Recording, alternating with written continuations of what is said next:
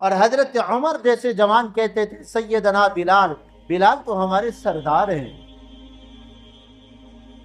اور جیسا میں نے ابھی عرض کیا نا، اطاعت فرما برداری آپ صلی اللہ علیہ وسلم کی ہے تو انسان کو نجات ملے گی، خالی دعوے کے اوپر جنت نہیں ملتی، خالی دعوے کے اوپر جنت نہیں ملتی۔ ہم میں سے تقریباً ہر مسلمان کو سورہ لہب تو یاد ہوتی ہے نا، نماز میں پڑھتے ہیں تبت یدا ابی لہب وتب، عام طور پہ چھوٹی صورتوں میں سے، آخری صورتوں میں سے ہے، آخری جو 10 صورتیں ہیں انہی میں سے ہے یہ صورت۔ یہ آپ صلی اللہ علیہ وسلم کے چچا ابو لہب کے بارے میں نازل ہوئی، جنہوں نے آپ صلی اللہ علیہ وسلم کی مخالفت کی تھی، کلمہ نہیں پڑھا تھا، اور آپ صلی اللہ علیہ وسلم کے مقابلے کے اوپر آیا تھا۔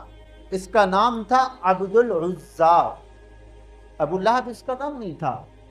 لہب تو عربی میں شعلہ کو کہتے ہیں، آگ جلاتے ہیں نا، شعلہ ابھرتا ہے، اٹھتا ہے اوپر، چمک ہوتی ہے نا شعلے میں، تو لہب کا معنی ہے شعلہ، ابو لہب معنی شعلے والا۔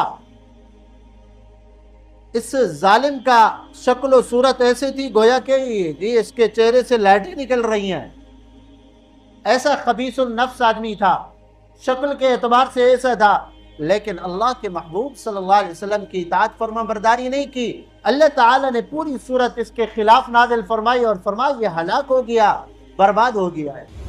اور تاجروں کے لیے آقا نے کیا خوشخبری سنائی، فرمایا التاجر الصدوق مع النبیین والشہداء والصالحین، قیامت کے دن وہ تاجر جو سچا ہوگا اور اپنے سامان کے عیب کو بتائے گا، بھائی یہ 2 نمبر چیز ہے آپ کو دے رہا ہوں، یہ 1 نمبر دے رہا ہوں، اس کی یہ قیمت ہے، چھپائے گا نہیں، سچ بولے گا اپنی تجارت کے اندر۔ آپ صلی اللہ علیہ وسلم نے فرمایا اللہ اس کو یہ اجر عطا فرمائیں گے، کل قیامت کے دن اللہ فرمائیں گے تم نے سچ بولا تھا، میرے انبیاء بھی سچے، تو بھی سچ بولا تھا، جاؤ میرے پیغمبر کی صف ان کے ساتھ کھڑے ہو جاؤ۔ آقا نے خود ارشاد فرمایا رمضان کے اندر اپنے مزدوروں سے بوجھ کو ہلکا کر دیا کرو، کام تھوڑا کرایا کرو، وہ بھی روزہ دار ہیں، وہ بھی انسان ہیں۔ فرمایا اپنے کسی نوکر کو، اپنے کسی مزدور کو اتنا کام نہ دو کہ وہ بیچارہ کر نہ سکے، ہاں اگر زیادہ کام دیا ہے تو پھر اس کے ساتھ تھوڑا سا مدد بھی کر دو، اس کے ساتھ تعاون بھی کر دو۔ اور جب آپ صلی اللہ علیہ وسلم کے بارے میں یہ کہا کہ جب آپ صلی اللہ علیہ وسلم دھوپ کے اندر جاتے تھے تو اوپر سے سایہ فرشتے اور بادل کا سایہ آ جاتا تھا۔ ان کی تو میں نے شان عجیب دیکھی ہے، یہ ہمارے ساتھ ہمیں بٹھا کر کھانا کھلایا کرتے تھے، ورنہ غلاموں کو کون پوچھتا ہے۔ تو حضرت خدیجہ الکبریٰ نے اپنے ان کے چچا زاد بھائی تھے ورقہ ابن نوفل کو بتایا آپ صلی اللہ علیہ وسلم کے بارے میں۔ انہوں نے کہا اگر یہ بات ہے فرشتے سایہ کر رہے ہیں تو فرشتے عام آدمی کے اوپر سایہ نہیں کرتے، فرشتے اللہ کے نبی کے اوپر سایہ کرتے ہیں۔ خدیجہ لگتے ہیں کہ یہ اللہ کے پیغمبر۔ الحمدللہ نحمدہ ونستعینہ ونستغفرہ ونؤمن به ونتوکل علیہ ونعوذ باللہ من شرور انفسنا ومن سیئات اعمالنا، من يهده الله فلا مضل له ومن يضلله فلا هادي له، ونشهد أن لا إله إلا الله وحده لا شريك له، ونشهد أن سيدنا ونبينا ومرشدنا ومولانا محمدا عبده ورسوله صلی اللہ تعالی علیہ وعلى آلہ وأصحابہ وبارك وسلم تسليما كثيرا كثيرا، وداعيا إلى الله بإذنه وسراجا منيرا، أما بعد فقد قال الله تبارك وتعالى في القرآن المجيد والفرقان الحميد. أعوذ بالله من الشيطان الرجيم. بسم الله الرحمن الرحيم. لقد من الله على المؤمنين إذ بعث فيهم رسولا من أنفسهم يتلو عليهم آياته ويزكيهم ويعلمهم الكتاب والحكمة. وقال تعالى في مقام آخر: لقد كان لكم في رسول الله أسوة حسنة لمن كان يرجو الله واليوم الآخر وذكر الله كثيرا. أما بعد فقد قال النبي صلى الله عليه وسلم: كل أمتي يدخلون الجنة إلا من أبى. قيل: من أبى يا رسول الله صلى الله عليه وسلم؟ فقال النبي صلى الله عليه وسلم: من طاعني دخل الجنة ومن عصاني دخل النار، أو كما قال النبي صلى الله عليه وسلم. وقال النبي صلى الله عليه وسلم: لا يؤمن أحدكم حتى أكون أحب إليه من والده وولده والناس أجمعين، أو كما قال النبي صلى الله عليه وسلم. وقال النبي صلى الله عليه وسلم: لا يؤمن أحدكم حتى يكون هواه تبعا لما جئت به، أو كما قال النبي صلى الله عليه وسلم. صدق الله وصدق رسوله النبي الكريم، ونحن على ذلك لمن الشاهدين والشاكرين. سبحان الله، الحمد لله رب العالمين.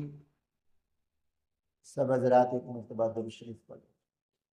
اللهم صل على محمد وعلى آل محمد كما صليت على إبراهيم وعلى آل إبراهيم إنك حميد مجيد. اللهم بارك على محمد وعلى آل محمد كما باركت على إبراهيم وعلى آل إبراهيم إنك حميد مجيد. اللهم صل على سيدنا ومولانا محمد وعلى آل سيدنا ومولانا محمد كلما ذكره الذاكرون وكلما غفل عن ذكره الغافلون. اللهم صل على محمد كما يليق بشانه.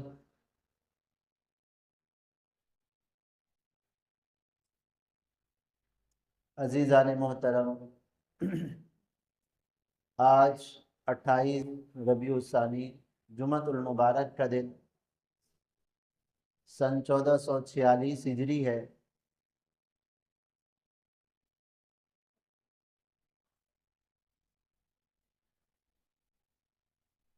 ہم مسلمانوں کا قرآن و سنت کی روشنی کے اندر یہ ایمان ہے اور یہ عقیدہ ہے کہ اللہ تبارک و تعالی نے انسانوں کی نجات اور کامیابی امام الانبیاء خاتم النبیین حضرت محمد الرسول اللہ صلی اللہ علیہ وسلم کی اتباع کے اندر اللہ تعالیٰ نے رکھی ہے۔ یہ ہمارا ایمان ہے۔ قرآن و سنت سے یہ بات ثابت ہے کہ جو لوگ امام الانبیاء خاتم النبیین حضرت محمد الرسول اللہ صلی اللہ علیہ وسلم کی اطاعت فرما برداری کریں گے، رنگ اور نسل کے اعتبار سے جو بھی ہوں، رنگ کالا ہو یا گورا ہو، عربی ہوں یا عجمی ہوں، مرد ہوں یا عورتیں ہوں، جوان ہوں یا بوڑھے ہوں، جو بھی آپ صلی اللہ علیہ وسلم کی اطاعت اور فرما برداری کریں گے، نجات انہی کو ملے گی، کامیابی انہی کو ملے گی۔ اور جو لوگ آپ صلی اللہ علیہ وسلم کی اطاعت فرما برداری نہیں کریں گے،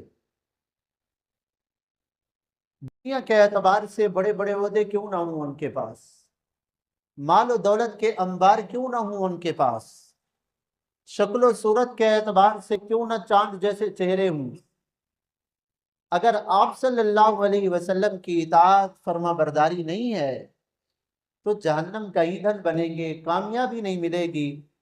یہ ہم مسلمانوں کا ایمان اور یہ عقیدہ ہے، اور اس چیز کو ہمیں بار بار دہرانے کی ضرورت ہے۔ اذا تکرر تقرر فی القلب، عربی کا ایک مقولہ ہے، جس چیز کا تذکرہ زیادہ ہوگا وہ چیز دل کے اندر بیٹھ جائے گی، پکی ہو جائے گی۔ جس چیز کا زیادہ یاد کریں گے وہ ہر وقت دل کے اندر رہے گی، اور یہ بات ہے جو خیالات دل میں آتے ہیں آدمی کو انہی کے کرنے کی توفیق بھی ہوتی ہے۔ تو ہمیں یہ بار بار یہ چیز دہرانے کی اور بار بار اس کا تذکرہ کرنے کی ضرورت ہے کہ اللہ تعالیٰ نے کامیابی اور نجات امام الانبیاء صلی اللہ علیہ وسلم کی اطاعت کے اندر رکھی ہے۔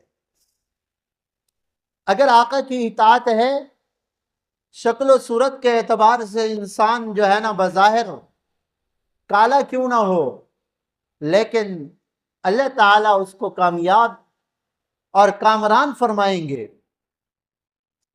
حضرت بلال رضی اللہ تعالی عنہ کا نام بار بار آتا ہے، اور ان کو یہ شرف ملا تھا کہ آپ صلی اللہ علیہ وسلم کے خزانچی حضرت بلال تھے۔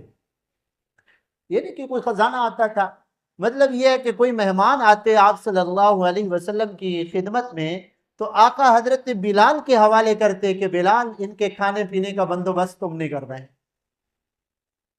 تو حضرت بلال اور مؤذن رسول، مسجد نبوی میں مؤذن اذان دینے کی سعادت ان کو ملی، آپ صلی اللہ علیہ وسلم کی خدمت اور قرب ان کو نصیب ہوا، لیکن دیکھنے کے اعتبار سے شکل و صورت رنگ کالا تھا۔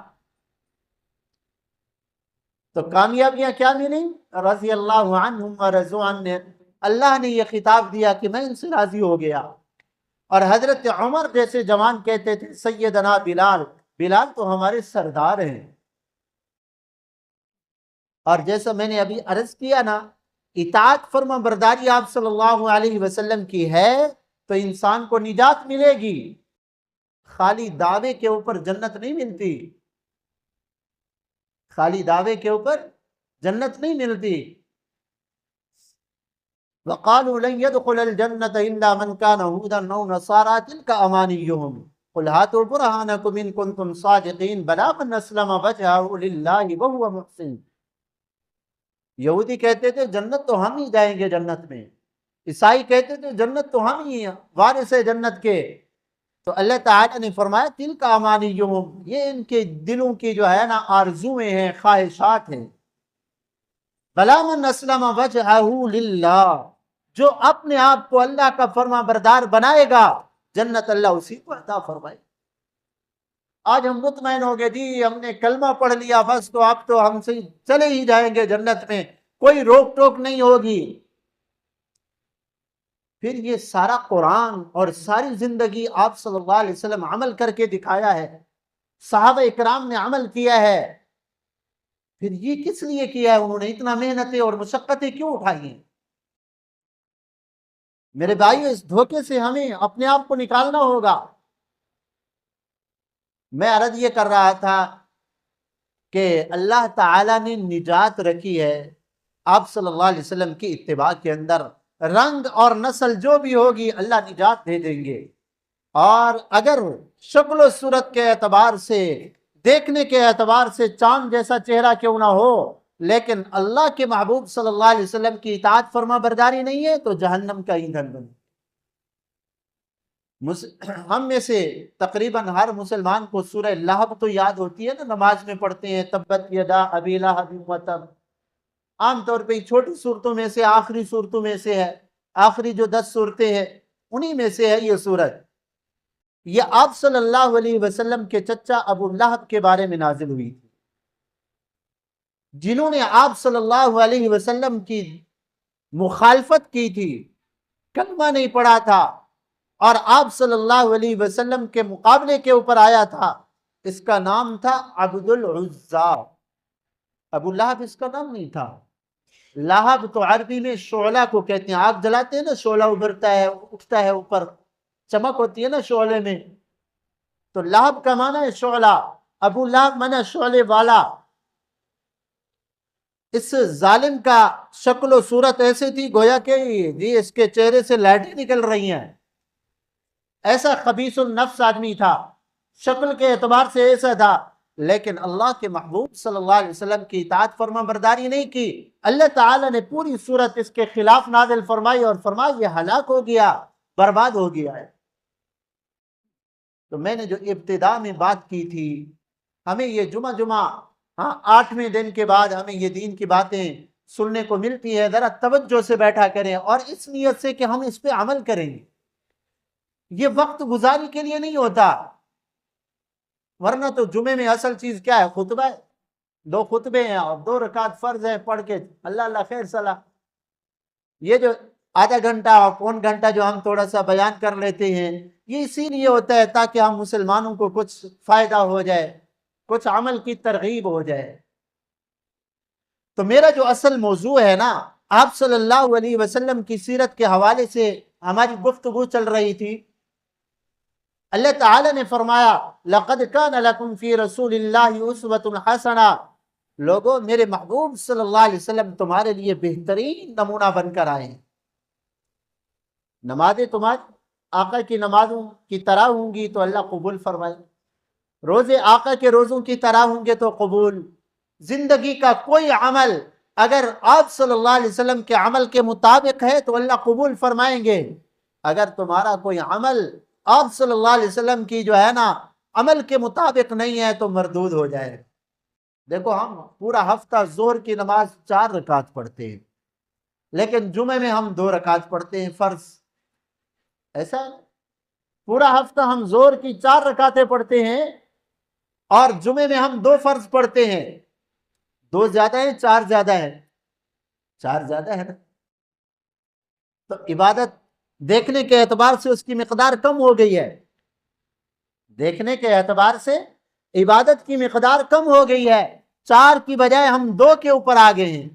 اگر کوئی مسلمان یہ کہے کہ جی سارا ہفتہ ہم 4 رکعتیں پڑھتے رہتے ہیں، جمعہ کا دن ہے برکت والا دن ہے لہذا ہم جمعے کی 4 رکعتیں نہ پڑھ لیں، اور وہ 4 رکعت پڑھے اخلاص کے ساتھ اللہ کو راضی کرنے کے لیے پڑھے کہ اللہ راضی ہوں گے، عبادت زیادہ کر رہا ہوں، اس کا طریقہ، عبادت کا طریقہ میرے محبوب صلی اللہ علیہ وسلم کے طریقے کے خلاف ہے، اس کو ثواب تو کیا ملے گا؟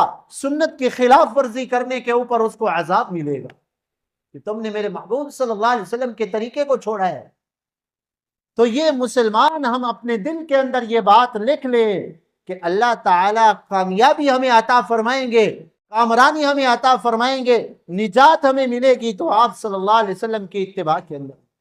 اور آقا کی زندگی قابل از نبوت، نبوت ملنے سے پہلے بھی آقا صلی اللہ علیہ وسلم کی زندگی بہترین نمونہ، اور نبوت ملنے کے بعد تو آقا کی زندگی اور 4 چاند لگ جاتے ہیں۔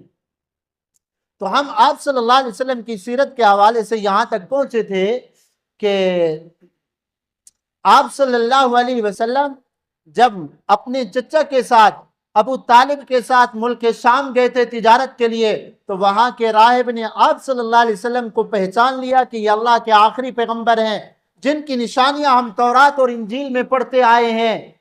تو آقا کے نشانیوں سے اس نے پہچان لیا، تو آپ صلی اللہ علیہ وسلم اور پورے قافلے والوں کی دعوت کی تھی، اور وہاں سے ابو طالب سے کہا تھا کہ آپ صلی اللہ علیہ وسلم کو واپس بھیجو، یہ اس امت کے نبی ہیں، ملک شام کے اندر یہودی رہتے ہیں، وہ اس پیغمبر کے دشمن ہوں گے، کہیں وہ اس کو جو ہے نا نقصان نہ پہنچا دیں۔ آپ صلی اللہ علیہ وسلم واپس تشریف لے آئے، اور آپ صلی اللہ علیہ وسلم کی عمر مبارک جو بڑھتی گئی تو آپ صلی اللہ علیہ وسلم کی مبارک زندگی کا ایک ایک پہلو خوشنما لوگوں کے سامنے ظاہر ہوتا گیا، امانت، صداقت، شرافت، اور آپ صلی اللہ علیہ وسلم کی زندگی کا ایک ایک پہلو بے مثال تھا۔ 25 سال کی عمر کے جب قریب پہنچے تو تو میں نے پہلے بھی عرض کیا تھا کہ مکہ کے لوگ تجارت کے لیے ملک شام اور یمن کا سفر کیا کرتے تھے، تو مکہ کے جو تاجر تھے ان تاجروں میں سے حضرت خدیجۃ الکبریٰ رضی اللہ تعالی عنہا بیوہ عورت تھی، اور اللہ نے ان کو بڑا مال دیا تھا۔ بعض علماء نے تو یہاں تک لکھا ہے سارے مکہ کے تاجروں اور امیروں کا مال ایک طرف کیا جائے، حضرت خدیجہ رضی اللہ عنہا کا مال دوسری طرف رکھا جائے تو ان کا مال ساروں سے زیادہ بڑھ جاتا تھا۔ اب عورت ہیں، اکیلی بیوہ ہیں، پہلے 2 نکاح ہو چکے تھے، بیوہ ہو گئی تھی،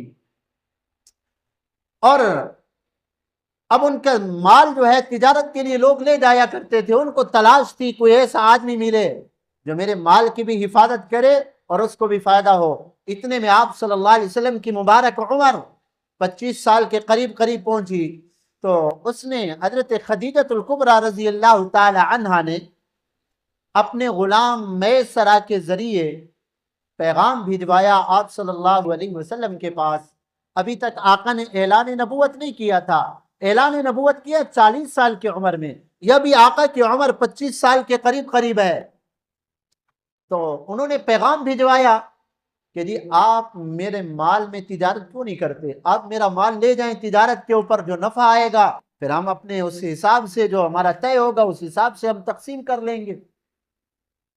آپ صلی اللہ علیہ وسلم نے فرمایا مجھے تو کوئی انکار نہیں ہے، اگر آپ مال دینا چاہتے ہیں تجارت کرنے کے لیے ہم تیار ہیں۔ اور تجارت انبیاء نے کی ہے، اس کو دنیا داری نہ سمجھیں تجارت کو۔ اگر تجارت شریعت کی حدود کے اندر ہے تو آپ کا دکان کے اوپر بیٹھنا بھی عبادت ہے۔ طلب الحلال فریضۃ بعد الفریضہ، میرے محبوب صلی اللہ علیہ وسلم نے ارشاد فرمایا حلال مال کا طلب کرنا ایسا فرض ہے جیسے دوسرے فرائض ہے، نماز فرض ہے، روزہ فرض ہے، اس طرح بچوں کی حلال روزی تلاش کرنا کمانا یہ بھی عبادت ہے۔ اور تاجروں کے لیے آقا نے کیا خوشخبری سنائی، فرمایا التاجر الصدوق مع النبیین والشہداء والصالحین، قیامت کے دن وہ تاجر جو سچا ہوگا اور اپنے سامان کے عیب کو بتائے گا، بھائی یہ 2 نمبر چیز ہے آپ کو دے رہا ہوں، یہ 1 نمبر دے رہا ہوں، اس کی یہ قیمت ہے، چھپائے گا نہیں، سچ بولے گا اپنی تجارت کے اندر۔ آپ صلی اللہ علیہ وسلم نے فرمایا اللہ اس کو یہ اجر عطا فرمائیں گے، کل قیامت کے دن اللہ فرمائیں گے تم نے سچ بولا تھا، میرے انبیاء بھی سچے، تو بھی سچ بولا تھا، جاؤ میرے پیغمبر کی صف ان کے ساتھ کھڑے ہو جاؤ، شہداء کے ساتھ کھڑے ہو جاؤ، نیک لوگوں کے ساتھ کھڑے ہو جاؤ، کل قیامت کے دن اللہ اس کا حشر، سچے تاجر کا حشر انبیاء کے ساتھ فرمائیں گے۔ تو ہم یہی دعا کرتے ہیں نا کہ اللہ قیامت میں آپ صلی اللہ علیہ وسلم کا قرب نصیب فرما، انبیاء صلحاء شہداء کا اللہ قرب نصیب فرما۔ جو تاجر ہے اللہ کے حقوق بھی ادا کر رہا ہے، بھائی یہ بات نہیں ہے کہ آپ سچ بولتے رہو، دکان پہ بیٹھے رہو، نمازیں ضائع، میری بات کا یہ مقصد نہیں ہے، اللہ کے حقوق بھی پورے ہو رہے ہیں، اور جو ہے نا حقوق العباد بھی پورے ہو رہے ہیں، اور سچ بول رہے ہیں، اپنا دین بچا رہے ہیں، تو یہ آدمی کل قیامت کے دن اللہ کے پیغمبروں کے ساتھ کھڑا ہوگا۔ کتنا خوش نصیبی ہے۔ اور اللہ نے 60% رزق تجارت کے اندر رکھا ہے، 60% رزق اللہ نے تجارت کے اندر رکھا ہے۔ انبیاء نے تجارت کی ہے، صحابہ اکرام نے کی ہے، خود ہمارے محبوب صلی اللہ علیہ وسلم نے تجارت کر کے امت کو سبق دیا ہے کہ کیسے تجارت کی جاتی ہے۔ اور آپ صلی اللہ علیہ وسلم نے فرمایا جب تاجر صحیح ناپ کرتے ہیں، آج تو یہ چیز بڑی ہونا خواہ ہو گئی، اللہ معاف فرمائے، سب کی بات نہیں ہے، بہت سارے ہمارے مسلمان بھائی ایسے ناپ تول میں کمی کرتے ہیں۔ اللہ تعالیٰ نے ان کے لیے قرآن کے اندر فرمایا ویل للمطففین الذین اذا اکتالوا علی الناس یستوفون واذا کالوہم او وزنوہم یخسرون، کہ ہلاکت ہے ان لوگوں کے لیے جو کمی کرنے والے ہیں، جب اپنا حق لینے کی باری آتی ہے تو پورا پورا لیتے ہیں، جب دینے کی باری آتی ہے تو گھٹا کر دیتے۔ میں نے ایک جگہ پہ سودا لیا، اس نے ایسا سودا دیا مجھے کہ وہ جس ترازو میں رکھا تھا نا وہ بیچنے والی چیز، وہ نیچے بیٹھ گیا، نیچے بیٹھ گیا، ابھی 2 ہفتے پہلے کی بات ہے۔ میں نے کہا یار اتنا جو ہے نا یہ آدمی اوپر دے رہا ہے مجھے، لیکن شاپر میں جب اس نے ڈالا تو مجھے وزن کم محسوس ہو رہا تھا، اتنا تو نہیں ہوتا۔ میں نے آ کے ادھر وزن کرایا تو پورا 40 گرام کم تھا اس سے، حالانکہ اس نے اتنا جھکا کر دیا کہ ترازو بیٹھ گیا۔ بھائی اپنے ترازو کو، ماپ تول کو صحیح کرو، ورنہ جو ہے نا حق العباد ضائع ہوگا اور جنت میں آدمی نہیں جا سکتا۔ پھر حق العباد کو ضائع کریں گے تو جنت میں آدمی نہیں جا سکتا۔ تو بہرحال آپ صلی اللہ علیہ وسلم نے فرمایا مجھے کوئی انکار نہیں، میں آپ کا مال تجارت پہ لے کر جاؤں گا، کوئی حرج نہیں ہے۔ تو حضرت خدیجہ الکبریٰ رضی اللہ تعالی عنہا نے آپ صلی اللہ علیہ وسلم کو اپنا مال دیا تجارت کے لیے، اور اپنا غلام بھی ساتھ کر دیا میسرہ، اور 2 غلام اور بھی کیے، اور میسرہ سے کہا کہ میسرہ آپ یہ کرنا کہ آپ صلی اللہ علیہ وسلم کے بارے میں فرمایا، ابھی تک تو آقا نے اعلان نبوت نہیں کیا تھا، کہا کہ آقا کے اعمال کو بھی دیکھتے رہنا اور ان کی حفاظت بھی کرنا۔ تو میسرہ جو غلام ہے، بعد میں اللہ نے ان کو اسلام کی بھی توفیق عطا فرمائی۔ انہوں نے، وہ بعد میں بیان کرتے ہیں کہ آپ صلی اللہ علیہ وسلم کے ساتھ جب میں سفر میں گیا، میں تو حیران ہو گیا آپ صلی اللہ علیہ وسلم کے اخلاق کے اوپر اور آقا کی تجارت کے اوپر۔ جب سامان بیچتے تو خریدنے والے سے کہہ دیتے بھائی میرے سامان کے اندر یہ کمی ہے، اگر سامان کے اندر کوئی کمی ہوتی تو بتا دیتے بھائی یہ سامان کے اندر کمی ہے اور یہ اس کے جو ہے نا فائدے ہیں، اور سچ بولتے، جو کچھ سامان ہوتا سچ بولتے، اور آقا کا سامان ہاتھوں ہاتھ بک گیا۔ اور پھر جب کھانا کھانے کی باری آتی تو میسرہ کہتے ہیں پہلے تو ہم غلام تو نوکر کو انسان ہی کوئی نہیں سمجھتا تھا۔ یہ تو اسلام کی برکت ہے، اسلام نے ہمیں انسانوں کے حقوق بتائے ہیں، ورنہ جو آدمی اسلام سے دور ہوتے ہیں ان کو انسانیت کا پتہ ہی نہیں کہ انسانیت کیا ہوتی ہے۔ وہ میسرہ کہتے پہلے بھی میں اپنے سرداروں کے پاس جایا کرتا تھا، ان کے ساتھ جایا کرتا تھا، وہ کہتے چلو ادھر بیٹھ کے کھاؤ، ہم تو سردار لوگ ہیں، ہمارے ساتھ بیٹھ کے نہ کھاؤ۔ لیکن آپ صلی اللہ علیہ وسلم کیا کرتے، جب کھانے کی باری آتی دسترخوان بچھاتے، کہتے آ جاؤ بھائی اکٹھے کھائے۔ میسرہ نے کہا، میں نے عرض کیا محبوب آپ کے ساتھ، ہم تو غلام لوگ ہیں، ہم تو اکیلے بیٹھ کے کھا لیں گے۔ فرمایا نہیں آؤ میرے ساتھ کھاؤ۔ تو آپ صلی اللہ علیہ وسلم کھانا کھلا رہے ہیں، مزدور اس کے ساتھ ہمدردی، یہ ہمیں اسلام سکھاتے ہیں۔ آقا نے خود ارشاد فرمایا رمضان کے اندر اپنے مزدوروں سے بوجھ کو ہلکا کر دیا کرو، کام تھوڑا کرایا کرو، وہ بھی روزہ دار ہیں، وہ بھی انسان ہیں۔ فرمایا اپنے کسی نوکر کو، اپنے کسی مزدور کو اتنا کام نہ دو کہ وہ بیچارہ کر نہ سکے، ہاں اگر زیادہ کام دیا ہے تو پھر اس کے ساتھ تھوڑا سا مدد بھی کر دو، اس کے ساتھ تعاون بھی کر دو۔ یہ تو اللہ کی تقسیم ہے۔ اللہ تبارک و تعالی نے کسی کو امیر بنایا، کسی کو غریب بنایا۔ نحن قسمنا بینہم معیشتہم فی الحیات الدنیا، اللہ تعالی ارشاد فرماتے ہیں یہ ہم ہیں، تقسیم کرنے والے ہیں۔ انسانوں میں رزق اللہ تعالی تقسیم کرنے والے ہیں۔ اگر اللہ نے کسی کو مالدار بنایا ہے، یہ میرے اللہ کی تقسیم ہے۔ ورنہ میرے بھائیو دیکھو، جب امیر کا بچہ دنیا میں آتا ہے تب بھی اس کے جسم پہ لباس نہیں ہوتا۔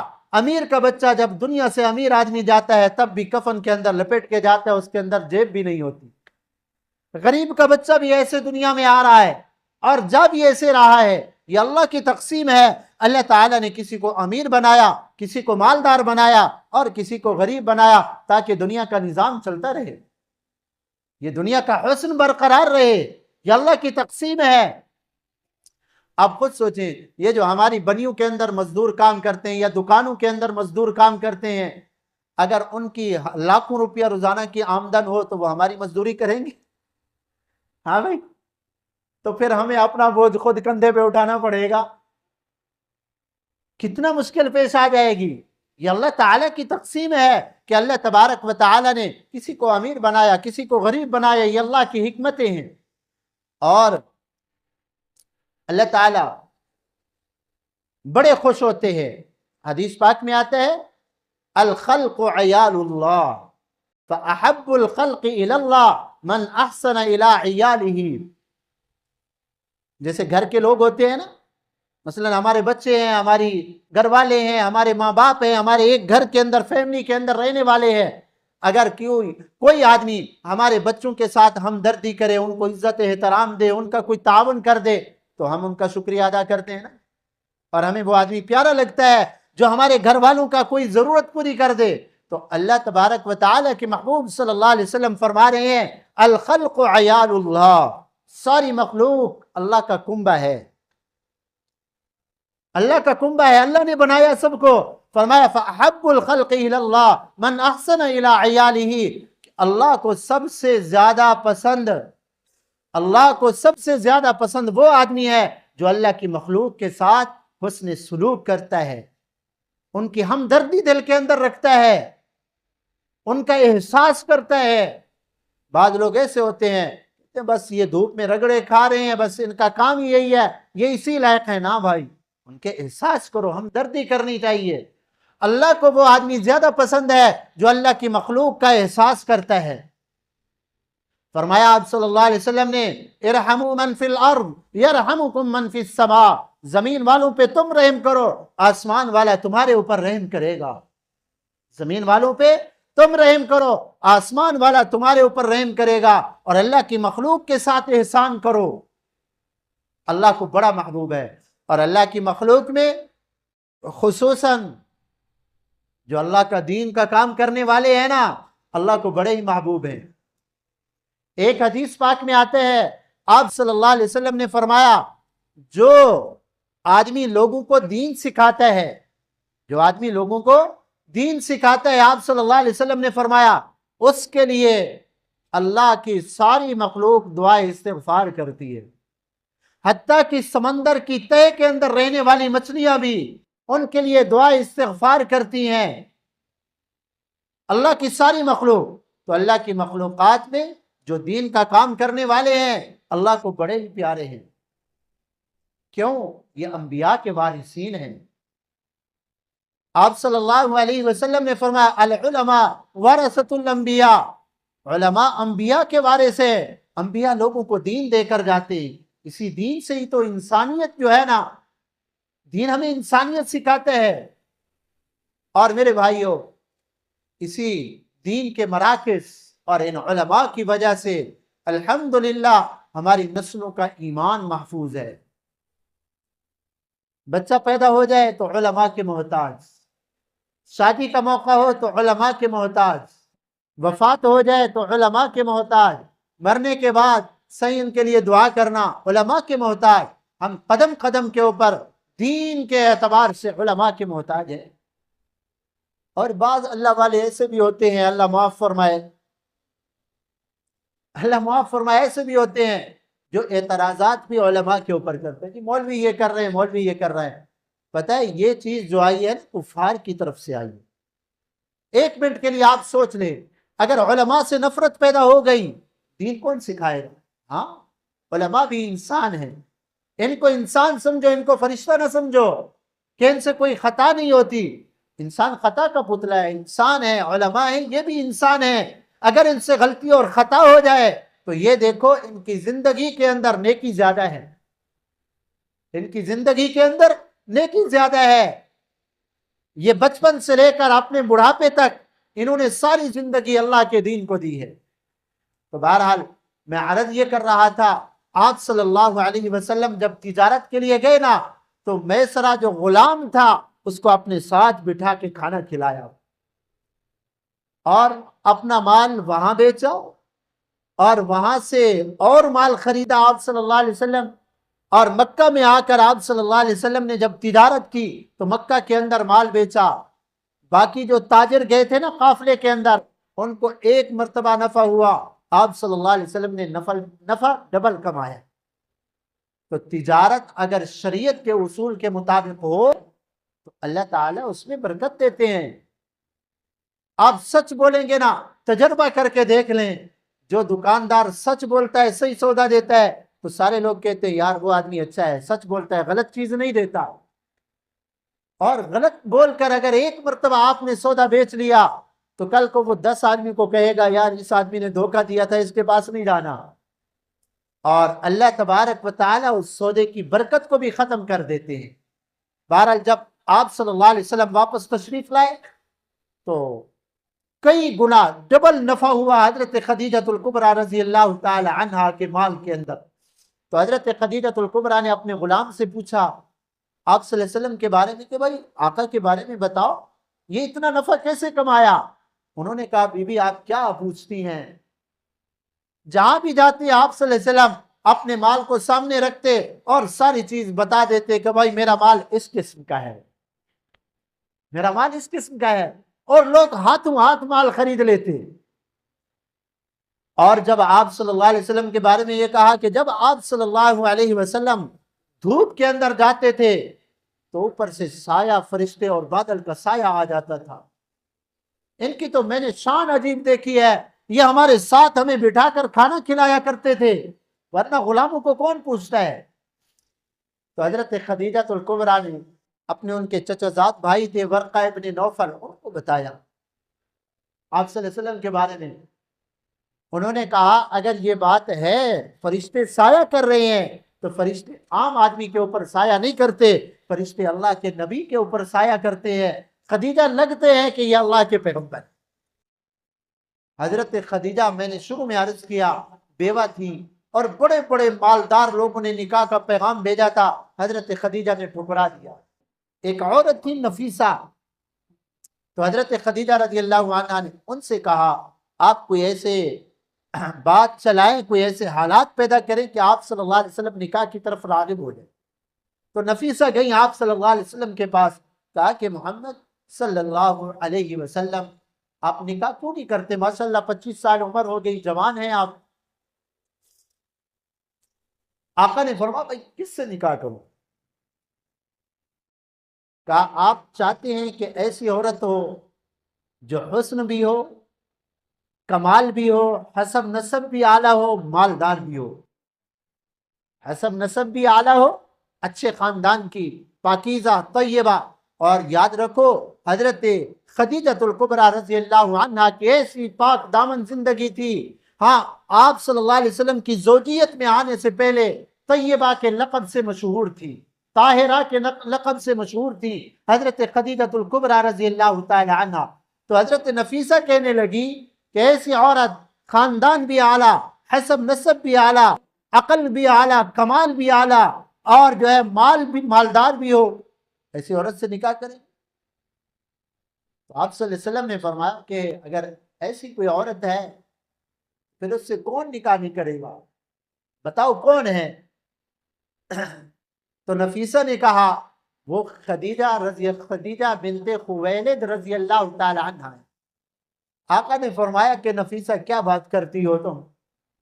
خدیجہ کو تو بڑے بڑے سردار لوگوں نے نکاح کا پیغام بھیجا ہے، مالدار لوگوں نے، انہوں نے ٹھکرا دیا، ہمارے پاس تو مال ہی نہیں ہے، خدیجہ ہم سے نکاح کیسے کرے گی؟ انہوں نے کہا محبوب اگر یہ بات آپ اپنے دل میں رکھیں تو سچی بات یہ ہے مجھے بھیجا ہی حضرت خدیجہ نے ہے، مجھے بھیجا ہی۔ علماء نے لکھا ہے کہ مرد بڑے کمال والے گزرے ہیں، بڑے ذہین گزرے ہیں، عورتوں میں کم عورتیں ایسی ہیں جو ذہانت اور کمال کے اندر اعلیٰ درجے کے اوپر، عورتوں میں بہت کم گزری ہیں۔ فرمایا ان میں حضرت خدیجہ الکبریٰ رضی اللہ تعالی عنہا ہیں جن کو اللہ نے یہ کمال عطا فرمایا تھا، آپ صلی اللہ علیہ وسلم کو اعلان نبوت سے پہلے پہچان لیا تھا کہ یہ عام ہستی نہیں ہے۔ باقی لوگوں نے آقا کو بعد میں پہچانا، حضرت خدیجہ عورت ہو کر پہچان گئی تھی کہ یہ ہستی عام ہستی نہیں ہے، اور حضرت خدیجہ نے خود نکاح کا پیغام بھیجوایا۔ عورتوں میں کم عورتیں ایسی گزری ہیں، ایک حضرت خدیجہ الکبریٰ اور دوسری حضرت شعیب رضی اللہ تعالی عنہا کی، حضرت شعیب علیہ السلام اللہ کے نبی ہیں، حضرت شعیب علیہ السلام، ان کی بیٹی جب حضرت موسیٰ علیہ السلام نے ان کی بکریوں کو پانی پلا دیا اور چلی گئی، اور حضرت موسیٰ علیہ السلام کو انہوں نے دیکھا، پہچان گئی کہ یہ عام آدمی نہیں ہے، جو مفت کے اندر ہماری بکریوں کو بھی پانی پلا رہا ہے اور ہماری طرف نظر اٹھا کر بھی نہیں دیکھا اس نے، یہ عام ہستی نہیں ہے۔ جا کے اپنے والد حضرت شعیب علیہ السلام سے جا کے کہا یا ابت استاجر ان خیر من استاجرت القوی الامین، ابا جان آپ ان کو مزدور رکھ لیں، ہم بچے ہیں کہاں تک بکریاں چرائیں گی، ان کو مزدور رکھ لیں، اور یہ امانت دار بھی ہیں اور قوی بھی ہیں، طاقتور بھی ہیں۔ وہ تاڑ گئی تھی کہ حضرت موسیٰ علیہ السلام یہ شخصیت عام شخصیت نہیں، بہت لوگ ایسے ہوتے ہیں بڑے قیمتی لوگوں کو ضائع کر دیتے ہیں، جب قیمتی لوگ چلے جاتے ہیں پھر پچھتاتے ہیں یار وہ بڑا بزرگ آدمی تھا، بڑا عالم تھا، بڑا اللہ والا تھا، بڑا نیک آدمی تھا، یار وہ چلا گیا۔ بھائی جانے کے بعد پچھتاوا کرو گے تو کیا فائدہ؟ ان کی زندگی کے اندر ان کے ہوتے ہوئے ان کی قدر کرنی چاہیے نا۔ بعض لوگ کہتے ہیں، کئی لوگوں کو ہم نے دیکھا کہ اچھے لوگوں کے جانے کے بعد، اچھے علماء اور صلحاء اور بزرگوں کے جانے کے بعد میں ان کی تعریفوں کے پل باندھتے ہیں کہ یار بڑا بزرگ آدمی، بڑا اللہ والا، بڑا نیک آدمی تھا۔ بھائی زندگی میں اس کی قدر کرو۔ تو حضرت خدیجہ الکبریٰ رضی اللہ تعالی عنہا تاڑ گئی کہ آپ صلی اللہ علیہ وسلم کوئی معمولی ہستی نہیں ہے، خود نکاح کا پیغام بھجوایا، اور اللہ نے کیا سعادت ان کو عطا فرمائی کہ آپ صلی اللہ علیہ وسلم کی زوجہ بنی، ام المومنین بنی، تمام مومنون کی اور تمام مومنات کی ماں بنی۔ اللہ نے کیا شرف عطا فرمایا۔ اللہ تعالی ہمیں بھی آپ صلی اللہ علیہ وسلم کی کامل اتباع نصیب فرمائیں، اور آپ صلی اللہ علیہ وسلم کی سنتوں کے اوپر اللہ ہمیں چلنے کی توفیق دے۔ نیک لوگ، صلحاء، علماء، اللہ والوں کی اللہ ہمیں قدر کی توفیق نصیب فرمائے۔ وما علینا الا البلاغ، سنت پڑھ